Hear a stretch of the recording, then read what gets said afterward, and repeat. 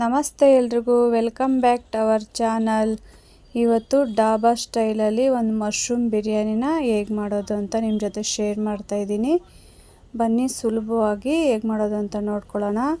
ಮೊದಲಿಗೆ ಇಲ್ಲಿ ಕುಕ್ಕರ್ನಲ್ಲಿ ಎಣ್ಣೆ ಹಾಕ್ಕೊಂಡಿದ್ದೀನಿ. ಒಲೆ ಮೇಲೆ ಇಟ್ಕೊಂಡು 2 ಸ್ಪೂನ್ ಆಗೋಷ್ಟು ಎಣ್ಣೆ, 1 ಸ್ಪೂನ್ ಆಗೋಷ್ಟು ತುಪ್ಪ ಹಾಕ್ಕೊಂಡಿದ್ದೀನಿ. ನಂತರ 2 ಪಲಾವ್ ಎಲೆ, ಸ್ವಲ್ಪ ಸೋಂಪು, 1 ಅನಾನಸ್ ಹೂವು, 1 ಇಂಚು ಚಕ್ಕೆ, 2 ಲವಂಗ, 2 ಏಲಕ್ಕಿ, ಸ್ವಲ್ಪ ಕಸೂರಿ ಮೇಥಿನ ಸೇರಿಸ್ಕೊಳ್ಳಿ.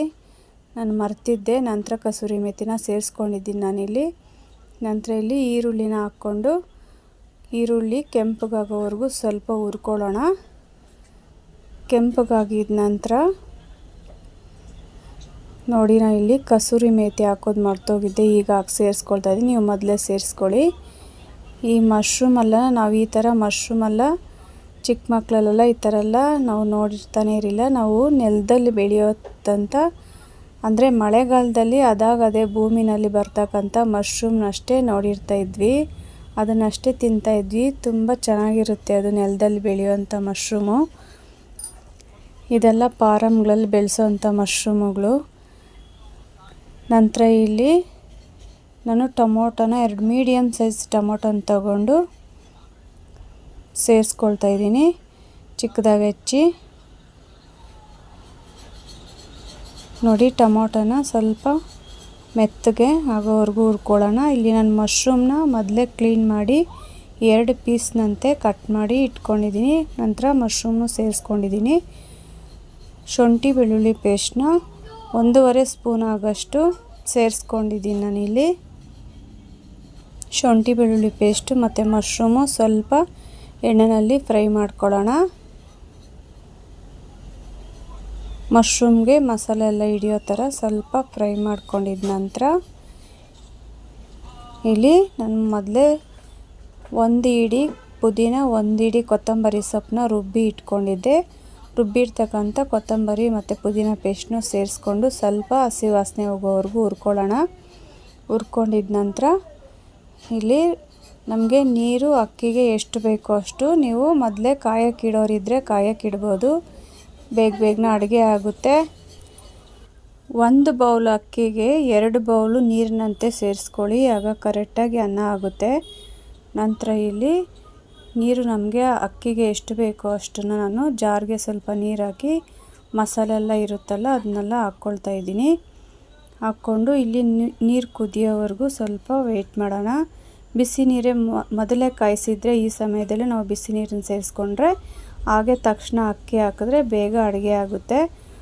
ಬೆಳಗ್ಗೆ ಹೊತ್ತು ಕೆಲ್ಸಕ್ಕೆ ಹೋಗೋರಿಗೆಲ್ಲ ಅರ್ಜೆಂಟ್ ಇದ್ದರೆ ಆ ಥರ ಮಾಡ್ಕೊಳ್ಳಿ, ಬೇಗನೆ ಅಡುಗೆ ಆಗುತ್ತೆ. ಈಗ ಸ್ವಲ್ಪ ನೀರು ಕುದಿಯೋವರೆಗೂ ವೆಯ್ಟ್ ಮಾಡೋಣ.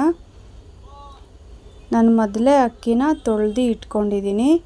ನೋಡಿ, ಇಲ್ಲಿ ನೀರು ಕುದೀತಾ ಇದೆ. ಈ ಸಮಯದಲ್ಲಿ ನಾವು 1 ಸ್ಪೂನ್ ಆಗೋಷ್ಟು ಧನಿಯಾ ಪುಡಿನ ಸೇರಿಸ್ಕೊಂಡಿದ್ದೀನಿ ನಾನಿಲ್ಲಿ.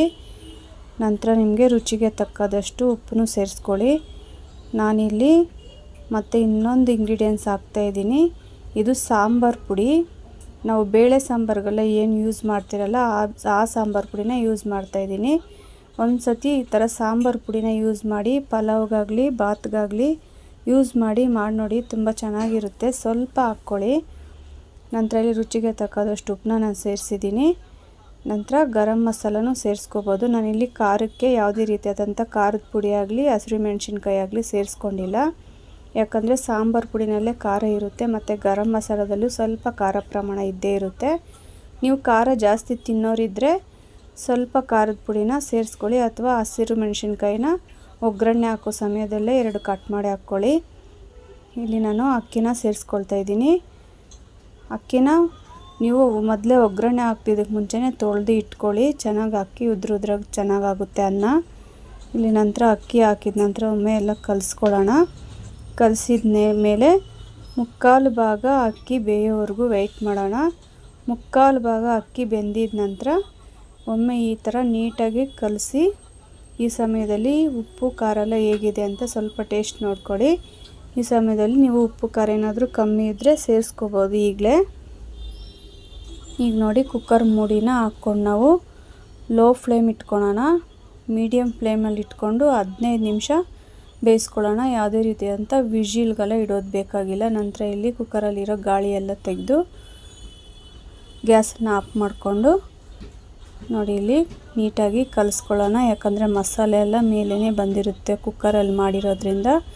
ನಾವು ಪಾತ್ರೆಯಲ್ಲಿ ಮಾಡೋದಾದರೆ ಆಗಾಗ ಕಲಿಸ್ತಾ ಇದ್ದರೆ ಈ ಥರ ಮಸಾಲೆ ಮೇಲೆ ಬರೋದಿಲ್ಲ. ಕುಕ್ಕರಲ್ಲಿ ಮಾಡೋದ್ರಿಂದ ಈ ಥರ ಮಸಾಲೆ ಎಲ್ಲ ಮೇಲೇ ಬಂದಿರುತ್ತೆ. ಒಮ್ಮೆ ಈ ಥರ ನೀಟಾಗಿ ಮಿಕ್ಸ್ ಮಾಡ್ಕೊಳ್ಳೋಣ. ಯಾರೆಲ್ಲ ನಮ್ಮ ಚಾನಲನ್ನು ಸಬ್ಸ್ಕ್ರೈಬ್ ಮಾಡ್ಕೊಂಡಿಲ್ಲ ಪ್ಲೀಸ್ ಸಬ್ಸ್ಕ್ರೈಬ್ ಮಾಡ್ಕೊಳ್ಳಿ. ನಿಮ್ಮ ಫ್ಯಾಮ್ಲಿ ಫ್ರೆಂಡ್ಸ್ಗೆಲ್ಲ ಶೇರ್ ಮಾಡಿ, ಲೈಕ್ ಮಾಡಿ ನಮ್ಮ ಚಾನಲ್ನ.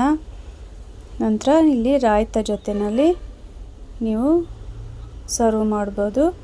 ಬೆಳಗ್ಗೆ ಹೊತ್ತು ಮಕ್ಳಿಗೆ ಬಾಕ್ಸ್ಗಳಿಗೆ ಕೆಲ್ಸಕ್ಕೆ ಹೋಗೋರಿಗೆಲ್ಲ ತುಂಬ ಈಸಿಯಾಗಿ ಟೇಸ್ಟಿಯಾಗಿ ಬೇಗನೆ ಆಗ್ತಕ್ಕಂಥ ಮಶ್ರೂಮ್ ಬಿರಿಯಾನಿ ರೆಡಿಯಾಗಿದೆ ನೋಡಿ, ಇವಾಗ ನೋಡ್ಬೋದು. Thank you for watching. ಮುಂದಿನ ವಿಡಿಯೋದಲ್ಲಿ ಸಿಗೋಣ. ಅಲ್ಲಿವರೆಗೂ ನಮಸ್ತೆ.